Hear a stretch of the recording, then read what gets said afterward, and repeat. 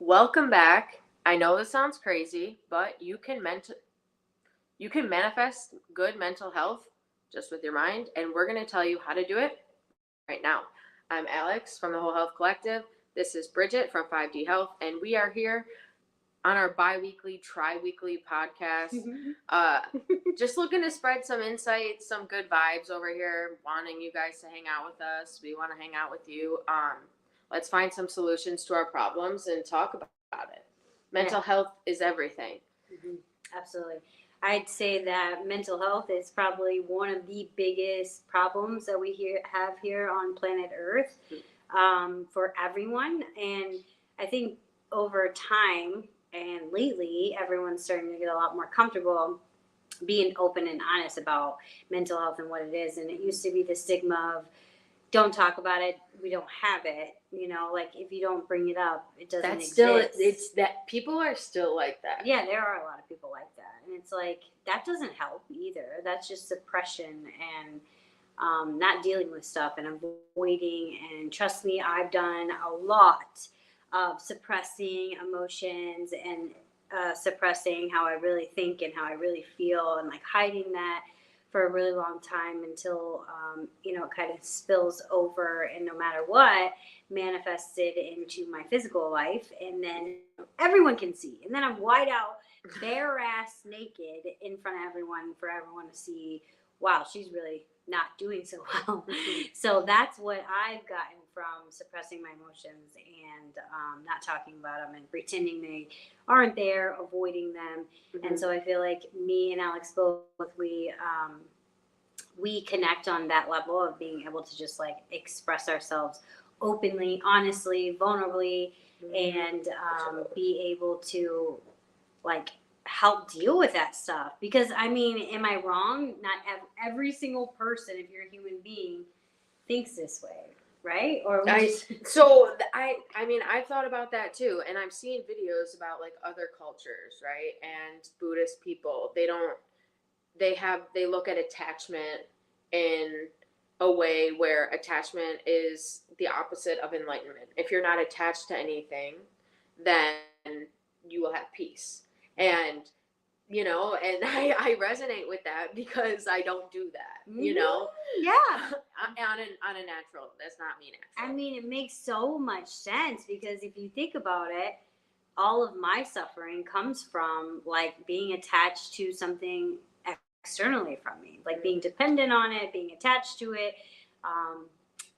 relying on it to give me something, to give me a feeling, to give me something, right? And so if I lose that or don't have that, then I'm creating all the suffering in my head that like I won't be okay without it. So that makes sense. Total sense. Yep.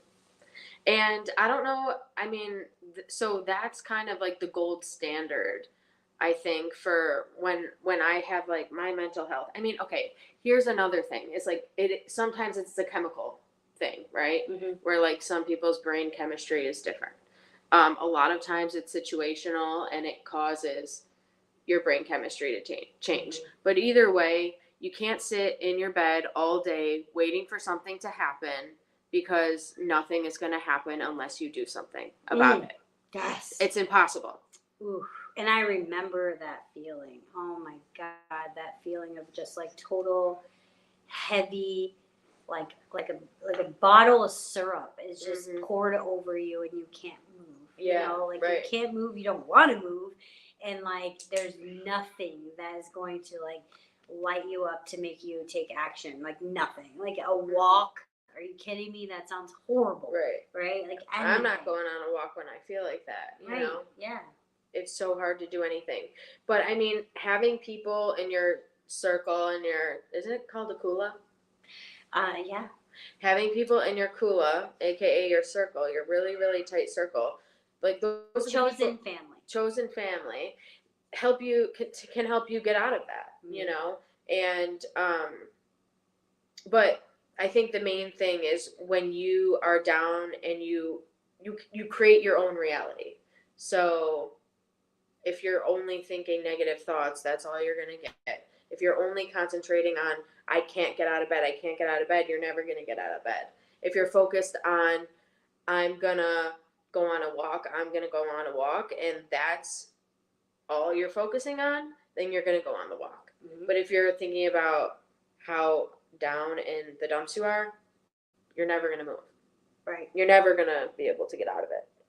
Yeah, and I've been in the past. I've felt that way. I felt that there is no coming back from this. Like I've been stuck inside a room for days at a time, shades pulled shut. Just want to sleep, but like can't sleep anymore because I've slept so much, but like can't move still. Like depression is a real thing. Anxiety is a real thing, and it all stems in your mind. And that's what we're here to talk about today, is that I only got out of that state of being by applying like a practical program, a reprogramming of my mind, body, and spirit on a daily basis in order to like get out of that way of thinking and being. And it is possible to reprogram your mind. It is possible to put new things into your brain, create Neural pathways. neural pathways in the brain. But if someone wants to do that, how do they start? Like, where would you recommend someone, like, if someone's like, I need a total reprogram, like, I'm ready to, first of all, I think you have to be ready, probably. Definitely. Willingness. Your willingness. That's willing. step number one. And then what do you advise, or like what would you advise someone like from there? You know? I would advise them to do something new. What you did. Something new every single day. Do that new thing every single day for 30 days straight, 60 days, and then just keep doing it. So whether that be journaling or meditating or praying or going for a walk or exercise, it's got to be one thing. You can start with one thing. And if you do that one thing every single day, that's called running a new program in your mind and your body, because that's all we are.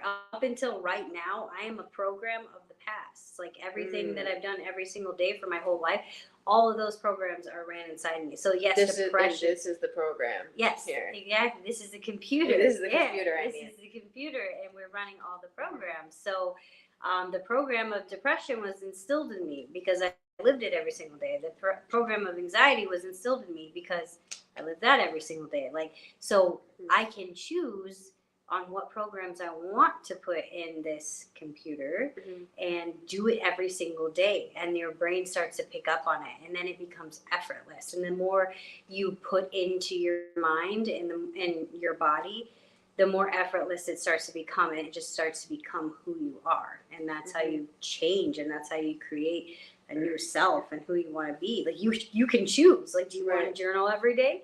Do you want to meditate every day? Do you want to be someone who prays every day? Do you want to be someone who runs every day? Do you want to be someone who exercises every day? Like, you get to choose. Like, and I would advise you to do it every single day for 30 days and keep doing it after that. And that's what I did. And I did little by little, step by step, and I'm still choosing along the way, and like doing videos. Right, I know. It's a new one. Being on camera. This is a new program I'm running in here. Getting comfortable doing that. And hopefully becoming a natural. Yeah. You're pretty good at it. Oh. Oh, thank you. No, you're like good at it. No, you're good at it. We're all right. Yeah. So what have you done? What are some of the things that you've done that have helped you? So I think that the one that you just brought up is one that I like doing something new into my routine. So I talked about last week the brushing my teeth thing. That's like one. Yep, still do that. The cold water, still do that. Tapping into my creativity, that is a really, really big one for me. I'm not super into like exercise and fitness. That's like on my goals. That's like my next leap here that I need to take, and I know that, and trust me. Yeah, for creativity was the one that saved my ass though, like this last time. Because I started working with some friends. They wanted to create an app, so we started creating that. So I got on myself. I went through like this really bad breakup. It was super messy. And I kind of lost my mind for a couple months. This was a summer or two ago. And tapping into my creative then is what really, really kept me sane. Really. Well, can we talk about when you found out that you were sick? Yeah.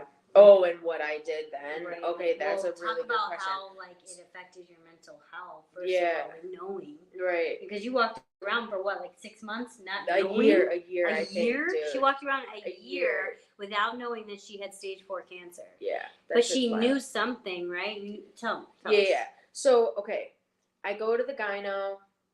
Everything's good. This, like, normal appointment, whatever. Forget about it. That was in January. So come summer, I feel something, and I like asked my girlfriend at the time. I'm like, do you feel anything? She's like, no, it's fine, whatever. And I just was like, okay, forgot about it. Next gyno appointment, she's like, bad news bears all around. So the first time they tell you, it's like you don't know what stage you're at. So it's like it could be stage 1, it could be stage 4. You don't really know. Obviously, you're hoping for stage 1. And at this point, before I even knew fully what was going on, I remember like panicking, telling everyone, and then being like, what if my scans come back and they're like good and this was like nothing to worry about? I'm going to look like a complete idiot. That's where my mind is worried about. And it's like, you idiot, like your support system's not going to do that. They are hoping for it to be nothing. Yeah. They hope it's a fluke, and I'm worried, my ego is worried about like me accidentally punking everyone that I have cancer. Oh my God. So then we find out it's stage 4, right? And so they initially saw in a scan that wasn't supposed to show my liver, it accidentally showed something. So it was like they couldn't really tell. So the PA, the physician's assistant, was relaying this info to me, and she was like, there could be something in your liver. And it's just me and my ex at the time, and I swear to God, I turned gray, I guess, like completely white, and I was just like couldn't breathe, like immediately. And then it was like a week of just that, like waiting and just not talking, not knowing. I had friends staying over at my house, like even though I was living with my girlfriend at the time, like I had like 5 girlfriends like in sleeping bags in my room. Like they were staying up, they were waiting for me to go to bed, like being there for me in the morning when I woke up, because I was just so scared. I've never been more terrified of anything in my life. Right. Because I literally asked the doctor, like, do I have months? Like, like days? Like, what is going on? What did they tell you when you asked them that? So he was like, no, you don't have months. They basically said I have a 20% chance of surviving to 5 years. Yeah. And so, yeah, I know. So you were handed a death sentence. Yeah. And it's already been, dude, like almost 3 years. Wow. So it's like, but I don't fucking look at that. I'm living till I'm 100. Everything is going so well. Like, if that were my fate, I would have known it by now. Well, I wanted to ask you about like, and I would feel something in my heart. I would feel some sort of doom, and I feel quite the opposite of that. Right. And like, I want to know how you got, so I know that was like very bad time in your life for a while. It's like, where did you take this turn, and what did you do when you decided, I'm going to live, I don't care what they tell me, right? I'm going to be so that's the thing. And like, for some people, and I commend these people, it's like a right away thing. They're like, I'm fighting this, blah, blah, blah. For me, the fear really did take over for like about a year longer. Like, not being able to leave bed, just being like attached at my phone, like hanging out with my family, like my birthday that year was awful. Like, I'm like bald. They're all singing happy birthday to me, but they're all also crying because who knows if this is your last birthday, and I'm only 30. So it's like, it was this huge wild thing. Yay. Yeah, birthdays were weird for a while. Birthdays were hella weird for a while. Mm-hmm. So you decided to finally take a turn. But say, I want to live and... No, sorry. That's my ADD. I'm getting back on the track here. Getting back on the track. But shout out to my friends Rob and Megan, who, when I first got diagnosed, my friend Rob, he ran this meditation during COVID. It was every week. And it was like a Zoom of like 20, 30 people. When I got sick, I was like, I knew I needed to meditate. One, I didn't feel safe to do it alone because I didn't trust my brain and I didn't want to go down the rabbit hole. Mm-hmm. I didn't trust myself being still because my thoughts ended up dark every time. Mm-hmm. But Rob and Megan came over and ran a meditation with me every Sunday. And we would talk about what's going on with me, like for the week. We would meditate for an hour and then we'd hang out for like a half hour after. Then they'd go home. And then they started dating. Really? Right in the middle of all this. Wow. I randomly asked Rob, I was like, we never talk about your relationship stuff. And he was like, we can talk about it. I was like, are you dating anyone? He's like, yeah. I was like, who? He was like, Megan. I'm like, we've been hanging out for months. And then you guys were doing it behind my back. Yeah. Oh, but do you think that helps? Yes, so that helped extremely because one, I'm seeing the evidence in their lives that this is working for them, and they believe that it's working for me. So even though I don't believe that it's working, I have some sort of evidence that because it's working for them, it might work for me, but maybe just not right now. And we had these phenomenal talks. You know what? I should post them. They have them recorded. Really? Yeah. Wow. Wouldn't that be wild? They recorded them? They asked me and I said, yeah. Oh, wow. So this is my raw cancer thoughts. Yeah, you should. I should. Yeah, absolutely. But anyway, yeah. So meditation helped me tremendously. Having girlfriends who would just answer the phone at 4 a.m. if I needed to. I'm trying to think of what else I did. When did you take a turn as one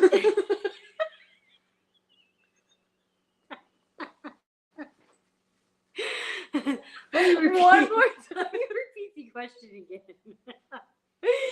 When did you take the turn? Okay. So like you're getting out of this. So the meditation helped. I wasn't completely out of the turn yet. Right. And it took, again, like I said, like a year. And it's hard, a year or two. I'm trying to think of like, I honestly think it's when I left that toxic relationship and I was down on my ass with stage 4 cancer, living by myself for the first time. Yeah. And being like, oh shit, this is just me. I don't trust my body. I don't trust my ex. Now I have all these relationship issues and all these health issues, all these issues. But it honestly took me being alone and forced to be by myself, where I'm like, because then I'm showing myself love and I'm taking care of myself. Yes, exactly. And I'm not depending on other people doing that for me. Yes, and using what's inside of here to heal you, because that's what it takes. And I really believe that. It takes that. And I know that also, like, you left this relationship, which was like a huge, like, leap of your whole life. Yeah, you saw her it. Whole like identity, her whole life, her friendships. I didn't talk family. For myself. I didn't hang out without this person. Yeah, and you left it, and you took a leap of faith into the unknown, and then you were left with you and giving yourself unconditional love and like choosing to say, this is not going to bring me down. This is actually going to elevate lift me up. And this is what it took to elevate you. Yep. You know what I mean? And you know what changed is like when you're so down on yourself, like you kind of end up hating yourself because you're like, you have this cloud over you. No one wants to hang out with you. You're causing stress in people's lives. But when all of that goes away and you finally turn it around, the complete opposite is happening. Like people are drawn to you, you know? I don't know what the point of that was, but it's a good point. I mean, it's true because what you're doing is instead of it brings back to the first thing we talked about, attachment. Instead of relying on these outside things, external things that we're attached to, we are turning inward and starting to use the power within us to rely on that and rely on You're good, dude. To rely, I don't know why I did The that. power. To rely on, basically relying on yourself and finding spirituality, like real spirituality, meaning something you can't hear, you can't touch, taste, smell, see with your five senses, but you can feel it, right? You can feel it. And like being disconnected from a feeling, a feel good feeling, right? Something that makes you feel better, being disconnected from something that is like the solution to your problems, to everyone's, to mine, it makes you like start to wither and deteriorate and stuff. And it's like, what are we doing here? Right. And that's when Literally. we reach for all the other things outside of us. Yep. That's what gets us through, right? For up into a point. But then when you're left with nothing and it's just you and it's just you. You reach for something spiritual. And like that could be, you know, God or Jesus or the universe or your angels or whatever the hell you want to call it. It's like none of us can really give you any evidence on what that is, but it is there. And when you have nothing left, that is what you turn to. And that's what I did too. I mean, I was when you think about it, like I was thinking in the shower the other day, I'm trying to think of like a successful person who like doesn't believe in anything. I know. Everyone's like blessed, like whatever. It's Right. like the people who don't believe in that stuff like aren't like as abundant. Right. Exactly. So right. I don't even want like I can't even fathom that. But. Exactly. No, I can't fathom getting through this life on this third dimensional reality without help from something outside of me that helps me, right? Some energy. I don't know what it is, but I do know that it kept me alive in really dark times, and I know that it got me here right now. And something I wanted to share, because we're talking about like the power of the mind and manifesting mental health, not only mental health, but whatever you want, like I was talking about. It's like whatever you want. And this morning I was just like intuitively drawn to a meditation inside of me. So I just like started with breath work, because I do breath work most of the time, not every day, but I do breath work a lot. And then after the breath work, I did that one heart math meditation where you just draw a line from your brain to your heart a couple times. You envision your heart, and then you. I don't know that one. And then explain this. So it's called Heart Math. A guy named Greg Braden, I think, is the creator of it. But it's also similar to like Joe Dispenza's meditations and stuff like that. But essentially, you're just drawing a line with your breath and your imagination from your brain to your heart, heart to brain. Do that like 5-6 times. Then you use your third eye, your imagination, to envision what your heart looks like. How's it beating? What's it sound like? How fast? How slow? And once you see that for a couple seconds, you ask yourself inside, what brings me joy? What am I grateful for? And the things that I think I've talked about this to you. I'm doing it. Oh, you're doing it? Yeah, I'm doing it. Good, do it. So what am I grateful for? And like, not just like, oh, I'm grateful for my house and my car. And it's like, really think about it. What brings you joy? What lights up your heart? What gives you that ooh feeling? You know, I can name one for you right now. Mabel. Yeah, Mabel. Imagine Mabel and her cute little face inside of your imagination. Mabel. And then get that elevated emotion you feel. And then go off that. Like, what else makes you feel like that? Like, I usually say my kitty Clover. I say my mom's dog Sunny. I say my little nephew Silas, because he's a little chubby, cute little face. I say like babies, and then I start to just see like animals. Like animals really, really elevate my emotions. They make me feel that warm and fuzziness. And then from there, I was guided into just like a future self meditation. This was all intuitively going on. And like, it was like, okay, now imagine who you are in 5 years. What are you wearing? What do you look like? And like, I imagine what I was wearing, and I'm not going to share that because it's kind of lame. What is it? I'm not. It's cool, but I just. What is it? Say it. Okay, I'm wearing just like a cool blazer suit. Yeah, hell yeah. Like a boss lady. Right. Yeah, you look like a boss lady. Yeah, I look like a boss, and I have beautiful beautiful, healthy hair. My skin is super nice, and like my teeth are white. Yeah. And fuck I yeah. just look really good. And Yo, can I be next to you when we're walking? Yeah, I can envision that. Yes. Yeah. All right. Let's go. And then the next question was, okay, now ask your future self, or ask your future self. So Bridget, right here, ask your future self in your imagination, what is a message you would like me to hear? And then I asked my future self. So my future self, that one I envisioned, that hot, cool, awesome boss lady, told me like with like the coolest vibe ever, and just nonchalant, very humble. She's just like, you have nothing to worry about. You have absolutely nothing to worry about. Everything plays out exactly how you want. You become exactly who you want to be, and you have absolutely nothing to worry about, and it all works out for you. And she just gave me a hug and was like, so take this feeling right now. Chills, bro. I know. She was like, take this feeling right now. And she was like, and live with that today. And I was like, okay, like, thank you so much. Thank you. Thank you, ma'am. Thank you, ma'am. But I was even acting like that in the meditation. I was acting inferior. I was in the meditation to her, and that's why she had that vibe, like, stop, you're fine. It was so cool. It was so That weird. is crazy that you felt inferior to her. Yes. It's you. It's me. Yeah, it was really cool. So I thought I'd share that. That's because awesome. I couldn't even believe it, and I was like, man, this is like the stuff, you know, and like the bread and butter. Yeah, that is the stuff that's gonna get me to where I want to be and like who I want to be, and just knowing that like I'm on the right path. So I wanted to share that because I thought that was super sweet. Yeah, that's super sweet. Yeah, and I can guide you through one thing. Yeah, definitely. Well, you can guide it. We should do that for one of these. We'll do like a guided meditation. Okay. That'd be awesome. Yeah. I would love that. And then maybe we can have a couple of our friends in real life. We can like have them in the camera and we can all just meditate together and talk about it after.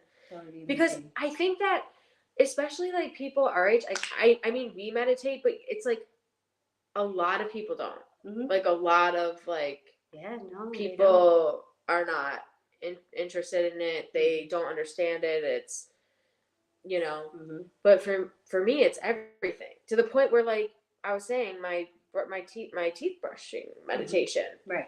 Brushing my teeth with my left hand is becoming a meditation, right? And that is how I have been able to like embody the energy of presence, the present moment, right? Because before, my whole life I go unconscious. I'm not in the present moment. If I'm sitting here with you, I'm on my phone, or I'm thinking about something else, or I'm doing this, I'm doing that. I'm go. Right. Like it's all about the next moment, or the ones that already happened. Like I'm always in the past, or I'm always in the future. I'm never right here, right now. And that's why I'm so unsatisfied. But like, it's almost like impossible to tell somebody who lives that way to just like, why don't you just like be in the present moment? Like it's hard. Right. And that's what meditation was able to do for me. Build that bridge into stop living in the past, quit worrying about the future, and like get right here, right now, and get satisfied here. And everything starts to work out a lot better. And and focus on the positive things. Right. Like I always use the example, if you're broke and all you're focusing on is being broke, you're going to stay broke. But if you're broke and you focus on making money, you're going to make money. Yep. That's what I said to someone at my studio the other day. One of my students, can't remember what he was saying. He was talking about like, you know, manifesting and stuff like that and the law of attraction and stuff. And I was like, I was like, focus on the bad, get more bad. Focus on the good, get more good. It's simple math. And he just like started laughing. He's like, I know. And I'm like, yeah. And it's true. That's awesome. Like, yes, living in this world, you're going to come across problems, right? Yeah. Everyone. No matter what, right? But you focus on the problem and not the solution, you're going to stay in the problem. Yes. So, promise. Should be our mantra for the week, or just for anyone ever. It's like, what was it?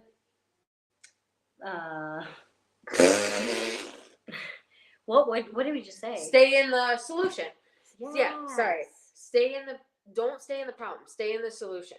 Right. Stay in the solution. That is our mantra. Every problem has a solution. Yes. And stay in the solution. Yeah, as much as you can. And when you catch yourself like just like talking about the problem, or let's talk more about it, let's tell this person, that person, that you person. have to make sense of it. Right. But stop please stop sitting in it and Mm. mustering in it, because Right. you're just gonna sit there. It's the syrup. You're Right. gonna. It's Mhm. more syrup. Molasses. Molasses. Fucking ew. Yeah, and this is why me and her bond so well, because we have found this new way of like seeing the world. Like it's like putting on a new pair of glasses Yeah, and for having real. a new set of headphones, like hearing and seeing completely differently. And it all starts in your perspective and in your brain and what you choose to feed and what you choose to pay attention to. We both have figured that out. She got, you know, a destinate's hand to her Yeah. in order to like light a fire under her ass and say, look, you want to start thinking Oh, differently or what? Right. And another thing I wanted to say, did I say this last time? Like, I was so depressed when I was sick, like suicidal and stuff.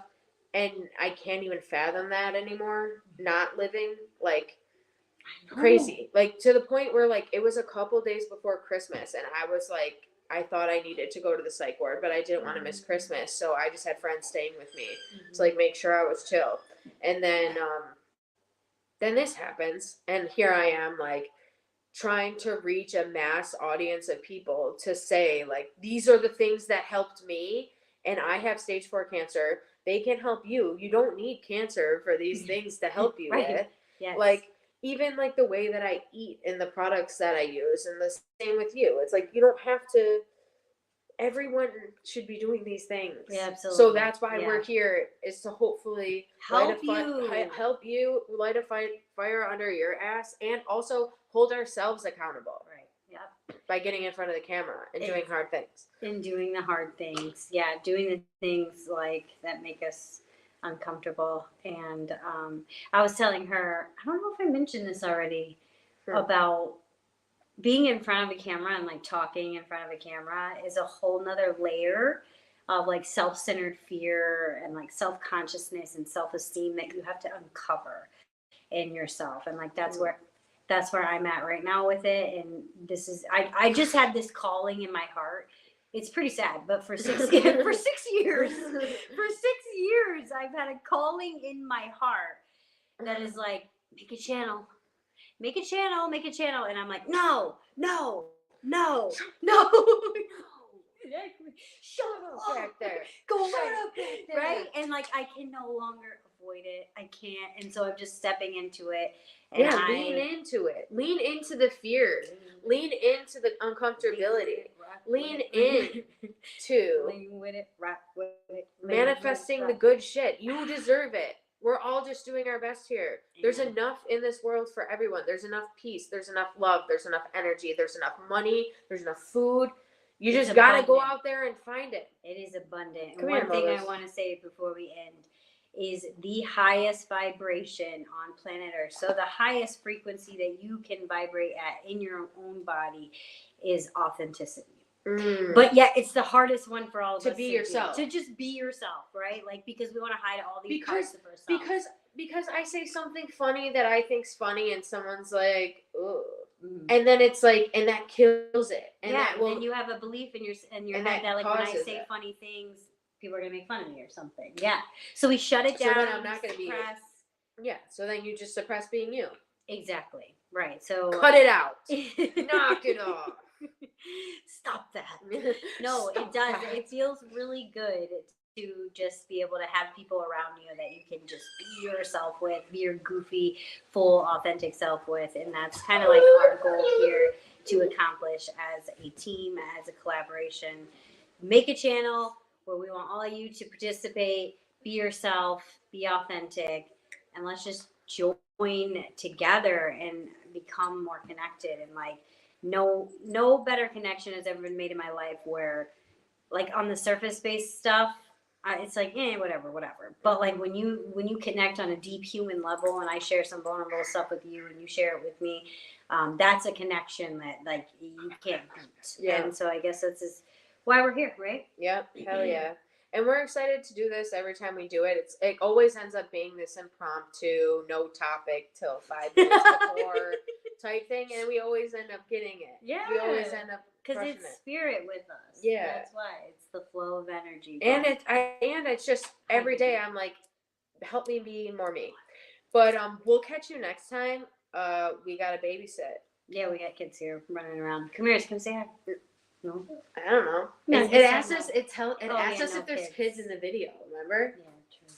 So I don't know if we can. But anyway, I don't want someone else's kid in our video just in case. And have a good day, guys. Let us know if you guys do any of this stuff. I hope you guys are actually like watching this fully through. If you're not, like go back and start over because you're doing it wrong. We'll catch you soon and like, stay well. subscribe, share, and tune in next time. We'll see you later. Yeah, do it up. Bye. Thank you. Thanks for stopping by.